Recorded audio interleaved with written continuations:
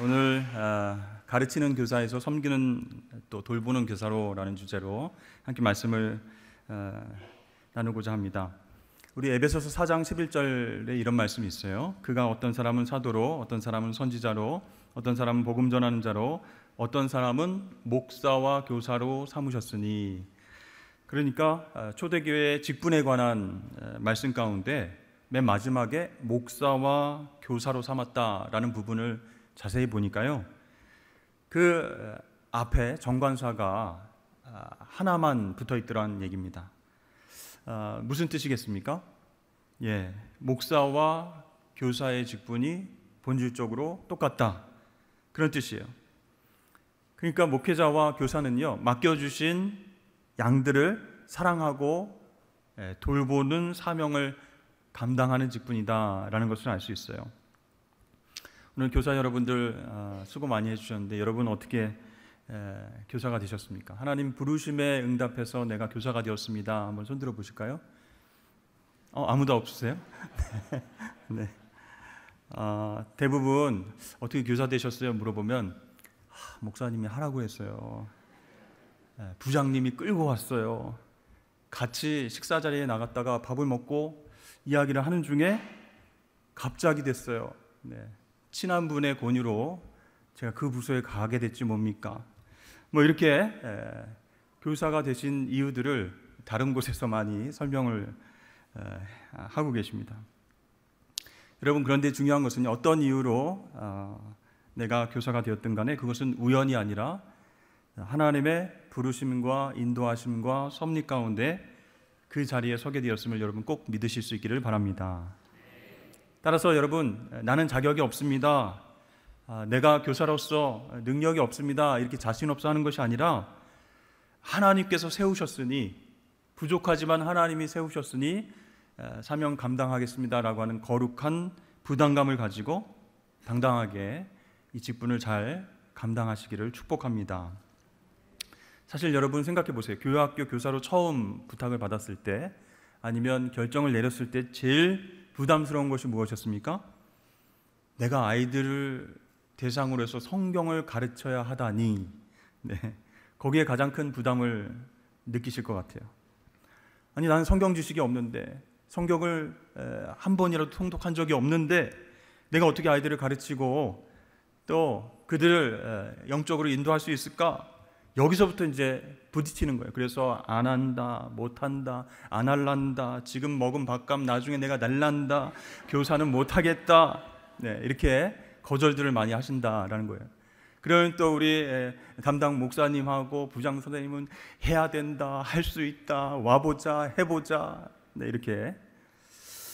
여러분, 교사는요, 맡겨주신 양들을 섬기고 돌보는 사명 감당하는 목자와 같은 역할을 하는 사람이다라는 것이에요. 그러니까 티칭이 아니고 섬기고 가르치는 것, 돌보는 것, 그것이 바로 교사의 사명이다라는 것이에요. 미국에 정말 건강하게 성장하는 교회 이야기를 좀 해드리겠습니다. 세들백 교회 다 아시죠? 거기에는 교사, 티처라고 하는 말이 아예 없습니다. 그 대신 교사의 역할을 하는 사람들을 코치, 리더 이렇게 부릅니다. 근데 거기에는요, 세들백 키즈라고 하는 공동체가 있어요. 우리말로 하면 유치부에 또 초등부에 이제 부서라고 할 수 있는데, 거기에서 섬기는 교사 역할을 하는 사람들을 이제 코치라고 합니다. 근데 그분들은요, 말씀 가르치는 일을 하지 않아요. 그분들의 주된 사역은 예배에 참여하는 아이들의 안전을 담당하는 일이에요. 책임지는 일이에요. 그러니까 부모님이 안심하고 자녀를 그 공동체에 맡길 수 있도록 아주 편안하고 안전한 환경을 조성하는 것, 그것이 그 코치들이 중요하게 해야 할 일이다라는 것이죠. 그래서 아이들을 맞이하는 것도 또 안전한 환경을 만드는 일이고, 처음 온 아이들을 예배에 잘 참여하고 소그룹 친구들하고 잘 어울릴 수 있도록 환경을 만들어주고 잘 인도해주는 것, 그게 너무너무 중요하다는 거예요. 안전한 환경을 만들고 이 아이들이 편안하게, 부모님이 걱정하지 않게 예배와 교제와 여러 가지 프로그램들을 할 수 있도록 도와주는 일을 하는 것다. 라고 얘기를 합니다. 그러니까 코치하고 리더들이요, 교회에서 가르치는 일이 없어요. 티칭하는 일이 없어요. 다만 돌보는 일, 케어링하는 것이 있다는 것이죠. 그럼 가르치는 일이 없냐? 아니, 교회인데 아니 아이들을 성경으로 가르치는 일이 없냐? 그게 아니에요. 찬양과 말씀과 예배를 통해서 티칭이 진행이 되고요. 우리말로 하면 그 교사들, 리더들은 분반 모임을 통해서 이제 질문을 합니다. 오늘 목사님 통해서 무슨 말씀을 배웠지? 어떤 생각이 들었지? 자기의 생각을 서로 나누게 하는 거예요. 그리고 기도 제목을 서로 나누면서 함께 기도하고 그런 일을 하는 거예요. 또 연락 없이 결석한 학생들에게는 이메일 보내고 전화 연락을 하고 주중에 어떻게 지내는지 안부를 묻기도 합니다. 이 세들백 교회의 어떤 공동체의 모습이고, 윌로크릭 교회의 프라미스 랜드라고 있어요. 이것이 이제 오늘날 우리 한국 교회로 치면 이제 아동부 같은 그런 부서인데요. 유초등부 비슷합니다. 거기도. 그 대신 거기도 이제 코칭 리더다 이렇게 부르고 있어요. 티처라고 하는 말은 아예 없는 거예요. 그런데 이 코칭 리더가 되기 위해서는요, 신원조회를 굉장히 철저히 한다고 합니다. 미국 전역의 50개 주에서 범죄 기록이 있는지 없는지를 확인하는 거예요. 그래서 FBI의 데이터베이스를 이용해서 코칭 리더로 신청한 사람이 성추행한 어떤 역사가 있다, 또 성범죄에 대한 역사가 있다, 특별히 아동이나 청소년 관련 범죄 기록이 있다라고 하면 교사가 안 되는 거예요. 그런 과거가 드러나게 된다면 영유아, 유초등부, 중고등부 학생 대상으로 어떤 사역도 하지 못하게끔 이렇게 막아놨다라는 것이죠. 근데 이제 이 신원조회를 통과한 이제 후보자들은 어떻게 됩니까? 담당 사역자와 인터뷰를 거치게 되고 또 2명 이상의 개인 추천서를 받아서 제출을 해야 됩니다. 이 사람은 코칭 리더로서 아이들이 잘 섬길 것입니다. 잘 돌볼 것입니다. 이제 이런 추천서를 받아서 제출을 하는 거예요. 자, 그렇게 해가지고 교사로 선발된 사람들은요, 오리엔테이션을 하는데요. 우리 이제 한국 교회처럼 생각하면 이제 교사대학 같은 것을 하는 것이죠. 근데 많이도 안 해요. 한 3시간 정도 하면은 오리엔테이션이 끝나요. 근데 그 오리엔테이션의 주제가 무엇인지 아십니까? 성경 지식, 어떻게 가르치실 것인가, 어떻게 교리를 아이들에게 가르칠 것인가, 그런 것을 오리엔테이션 하는 게 아니고 그 오리엔테이션의 주제는 안전입니다. 그러니까 교회에 와서 그 공동체에서 아이들이 함께 예배하고 여러 가지 교제를 할 때 화재나 지진이나 토네이도나 홍수나 폭발 이런 비상 상황 속에서 아이들을 안전하게 대피시키는 방법, 또 아이들을 온전히 인도할 수 있는 방법, 또 갑자기 이제 뭘 먹다가 목에 이물질이 들어가서 목이 막힌 경우 다치거나 상처 났을 때의 응급처치, 이런 것들을 배우는 게 오리엔테이션의 내용이다라는 거예요. 자, 그 이외에 여러 가지 규칙과 원칙들을 익히고 이것을 준수하고 따를 것을 서약하십니까? 그래서 서약한다라고 하면 그때부터 이제 코칭 리더가 된다라는 것이죠. 여러분, 가만히 보십시오. 우리가 미국 교회 학교를 다 따라야 된다라는 것은 아니지만 여기서 본질적인 부분들을 생각해 볼 수 있을 것 같아요. 세들백 교회나 윌로크릭에서 교사 직분을 감당하는 것은 무엇인가? 티칭이 아니라는 거예요. 케어링이라는 거예요. 돌봄이라는 거예요. 또 코칭이라는 것이에요. 아이들이 예배에 집중하고 하나님을 만날 수 있도록 안전하게 환경을 조성하고 서로가 은혜 받은 것들을 나누고 이야기하고 기도 제목을 나눌 수 있도록 코칭해주는 그 역할을 하는 것이 교사들의 역할이다라는 것이죠. 자, 이렇게 한번 교사가 된 사람들은요, 한번 교사가 되기까지는 굉장히 까다로운 조건이 있지만 일단 교사의 자격을 얻게 되면요, 그 교사라고 하는 그 직분이 어렵다라기보다는 이 학생들, 아이들과 자신의 삶을 나누게 되는 게 너무 큰 보람이다. 함께 신앙 안에서 성장하는 것을 보는 것 때문에 너무나도 자랑스러워하고 너무나도 좋은 그런 섬김의 자리로 생각하고 있다는 것이죠. 여러분, 우리 교회학교 교사들이 목자와 같은 존재라면 당연히 좋은 목자 역할을 감당해야 되지 않겠습니까? 그럼 여러분, 우리가 잘 알고 있는 선한 목자, 좋은 목자는 과연 어떤 목자일까요? 오늘 말씀에 의하면 예수님께서 뭐라고 얘기하셨습니까? 좋은 목자, 선한 목자는 내 양을 알고 양도 나를 안다 그랬어요. 여러분, 내가 맡겨주신 양을 알고 그 양도 나를 알려면 어떻게 해야 될까요? 붙어 있어야 되죠. 관계가 형성되어 있어야죠. 잘 알아야 되겠죠. 대화가 평소에 있어야 되겠죠. 그게 바로 좋은 목자다라는 것이에요. 양이 배가 고프거나 목이 마르거나 다리가 아파서 비틀거리는데 그 목자가 옆에 있지 않거나 관심을 갖지 않는다면 그 양이 어떻게 되겠습니까? 네. 그 양은 스스로 일어날 힘이 없고 스스로 판단해서 움직일 수 없기 때문에 도태되고 일이나 늑대나 짐승들에게 잡혀가기도 하고 그렇게 된다는 것이죠.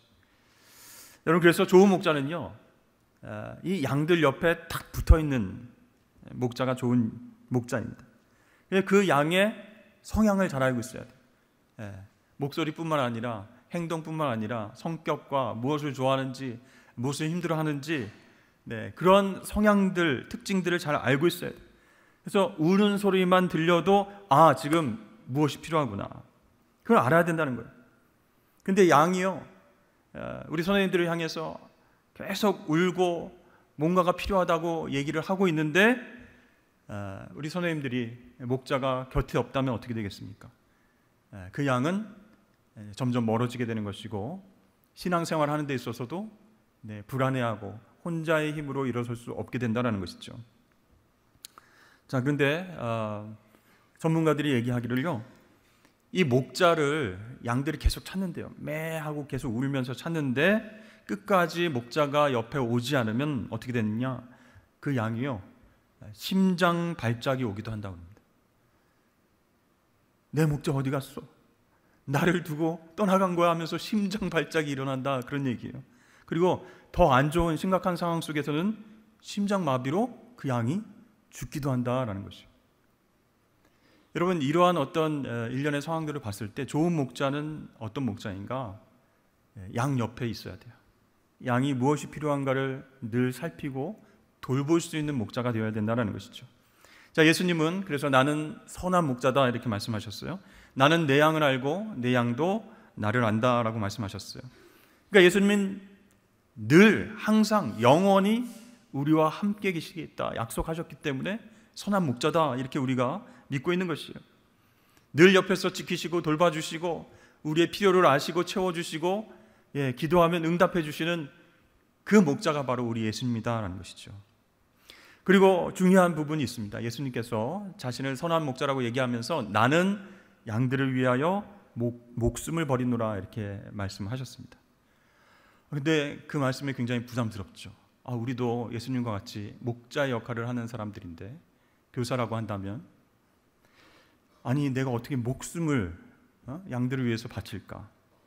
교회학교 교사하면 반 아이들을 위해서 내가 목숨까지 내놔야 되는가?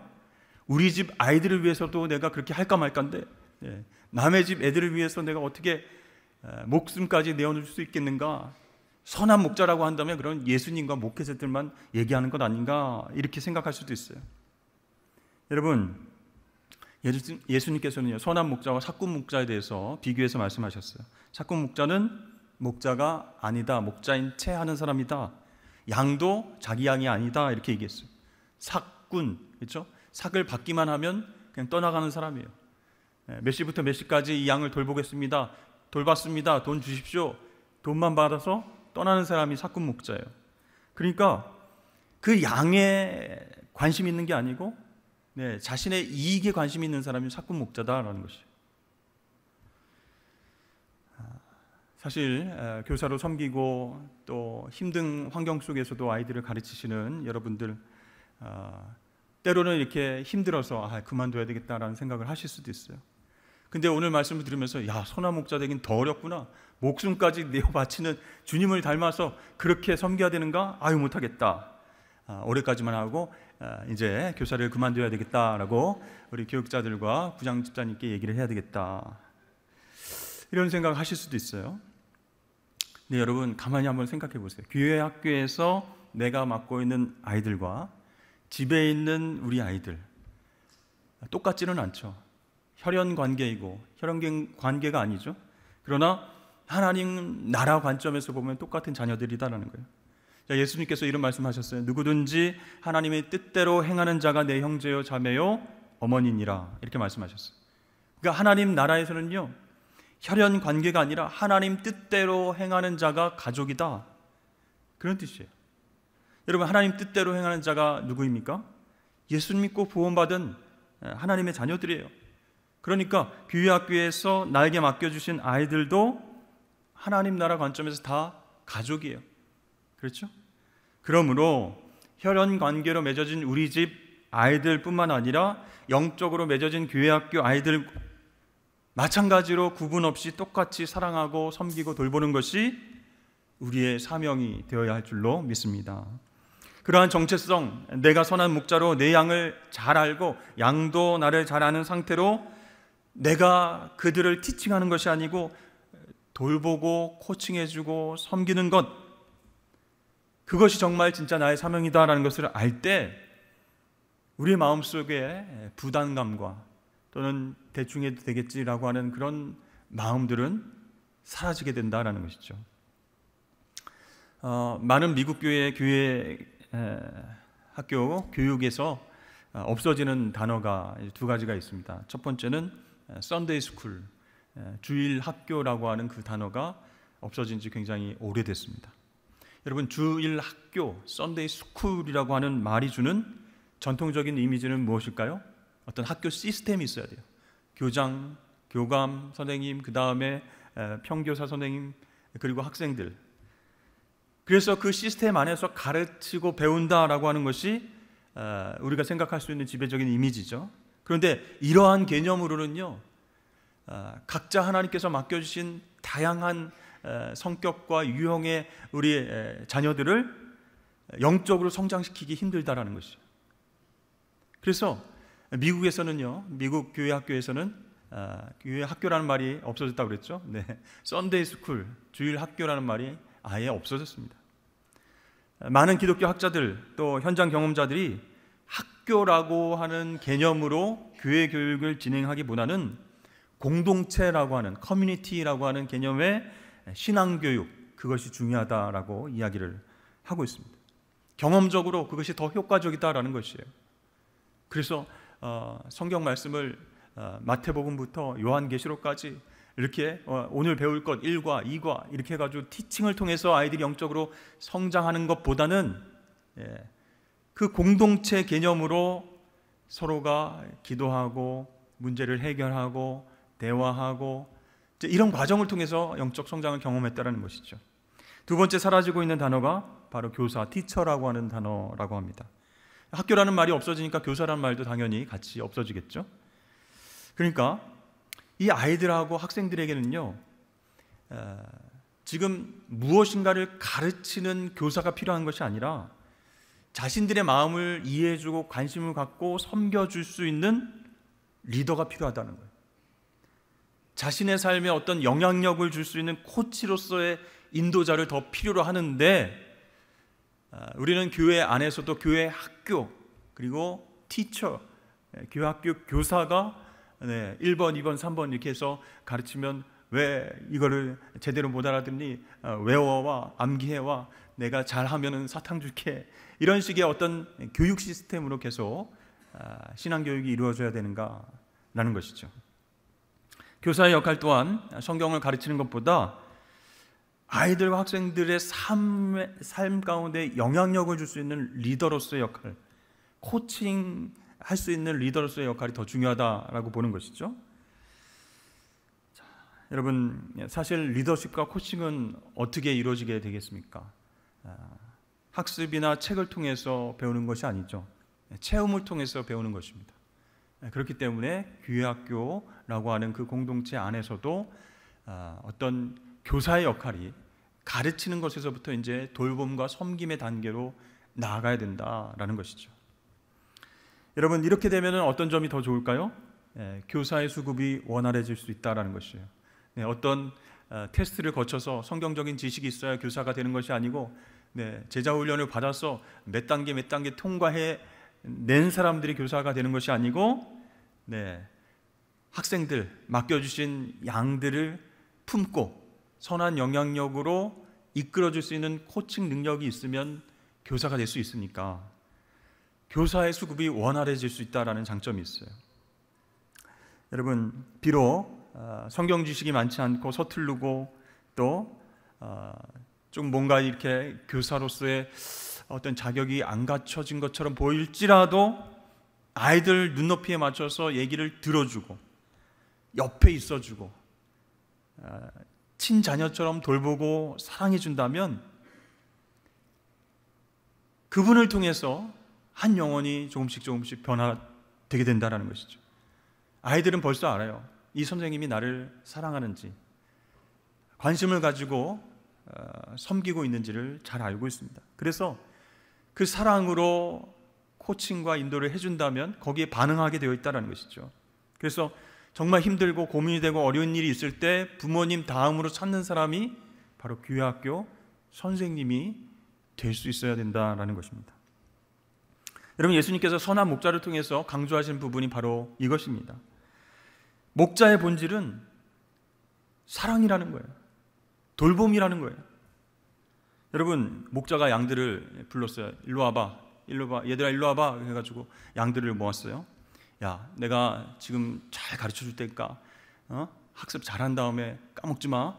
이 길은 위험한 길이야. 알았어? 가면 안 돼. 자, 따라해봐. 이 길은 위험한 길. 그러니까 양들이 따라했어요. 자, 여기는 풀이 많은 곳 따라해봐. 여기는 풀이 많은 곳 잘 기억해놔. 이제 내가 없어도 잘 갈 수 있겠지? 안 되는 거예요. 아무리 티칭을 해도 양들은 무조건 목자만 바라보고 있어요. 필요할 때 계속 음해하고 울고 있어요. 목자가 내 옆에 있는지 없는지 그게 중요한 거예요. 함께 풀을 먹으러 가는지 함께 물을 먹으러 가는지 그게 더 중요한 거예요. 내가 불편하고 힘들고 아플 때 옆에서 돌봐줄 수 있는 마음이 있는지 거기에 관심이 있는 것이죠.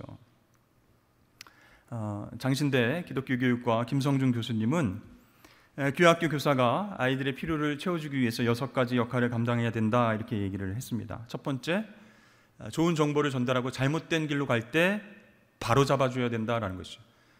뭐 교회학교 교사가 그런 것까지 합니까? 그건 부모님들께 맡기고, 그게 아니라는 거예요. 가르치는 것보다 돌봄과 사랑이 필요하다고 해서 나쁜 일을 하고 또 안 좋은 길로 가는 데 있어서 침묵해서는 된다, 그게 아니래요. 훈육을 할 때는 해야 된다는 거예요.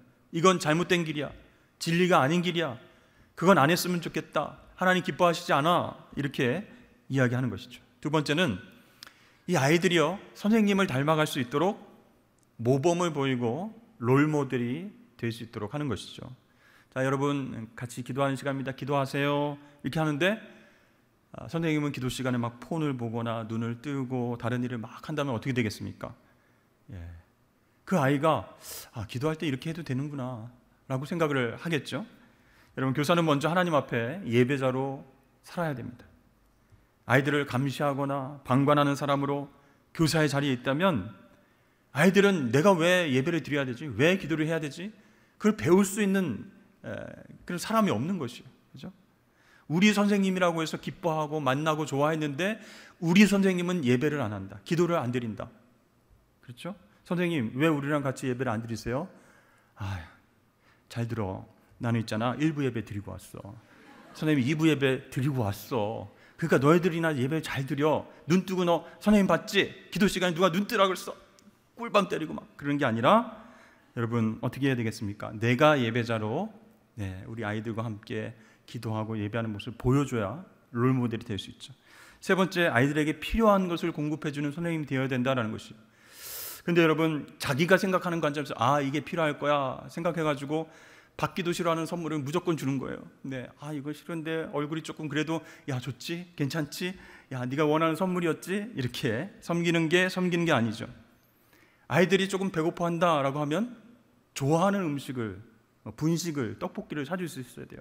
나는 떡볶이를 안 먹어도 아이들이 좋아한다 하면 그렇게 섬길 수 있어야 되죠. 그리고 아이들은 또 요즘 기프티콘이라든지 온라인 상품권이라든지 또 이제 카톡이나 메신저를 할 때 이모티콘, 이걸 너무 좋아해요, 선물을. 그런 것들을 선물해 주면 얼마나 소통이 잘 되겠습니까? 그런데 내가 어렸을 때는 말이야 이런 거 주면 너무 좋아했고 너무 기뻐하고 감사했는데 너희들은 감사할 줄은 몰라. 선생님 내가 얼마나 신경 써가지고 이런 선물을 줬는데 말이야 고맙다는 얘기 한마디도 안 하고 말이야 이렇게 한다면 여러분 소통의 문이 딱 막히겠죠. 자, 네 번째는 상담자의 역할을 하는 것이 교사다 이렇게 얘기합니다.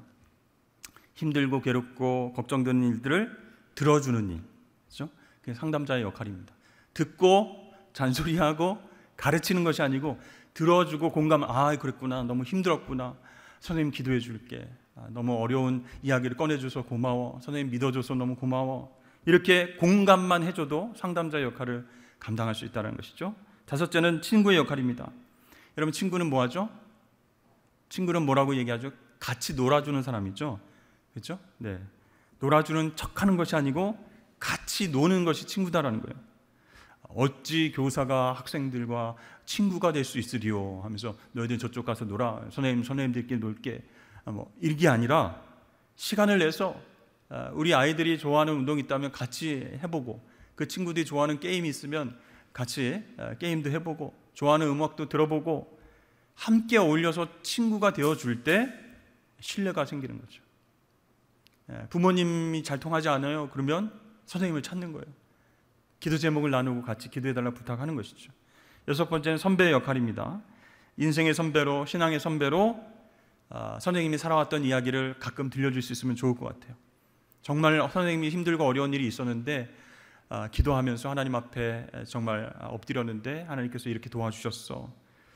그런 삶의 증언과 같은 이야기를 해줌으로써 인생의 선배로서 신앙의 선배로서 내가 이렇게 극복했노라고 하나님 함께 하셨노라고 얼마나 우리 학생들이 큰 도전을 받겠습니까? 그렇죠? 이렇게 여러분 교사, 역할 모델, 또 지원자, 또 상담자, 친구, 선배의 역할을 감당하면서 눈높이에 맞춰서 우리 학생들을 또 맡겨주신 양들을 섬긴다면 여러분들이 정말로 산성교회에서 가장 멋지고 아름다운 코치이자 목자의 역할을 감당하는 교사가 될 줄로 믿습니다. 그럼 어떻게 보면요, 참 교사가 부담되고 힘든 자리인 것 같습니다. 그런데 여러분 걱정하지 마십시오. 방법이 있어요. 예수님께서 나의 코치이자 선한 목자이시기 때문에 내가 예수님과 동행하면요, 그 교사의 역할을 잘 감당할 수 있는 거예요. 내가 그 모든 것을 해주려고 노력하기보다 내가 예수님과 함께 동행하면 우리 학생들, 우리 어린이들의 삶도 올바른 길로 코칭해 줄 수 있어요. 돌봐줄 수 있어요. 섬길 수 있다는 얘기입니다. 여러분, 이 교사는 너무나 영광스럽고 감사한 사명의 자리입니다. 그래서 여러분들 한 영혼 한 영혼 돌보고 코칭하는 여러분들을 우리 주님께서 자랑스러워하시고 여러분들을 통해서 우리 아이들이 신체적으로 정서적으로 영적으로 조금씩 성장하는 것을 우리 주님께서 기뻐하여 주실 줄로 믿습니다. 여러분, 진정한 스승 되신 예수님, 교사의 모델 되신 예수님, 선한 목자이신 예수님을 본받아서 우리 선생님들도 아이들의 진정한 목자가 되시길 주의 이름으로 축복합니다.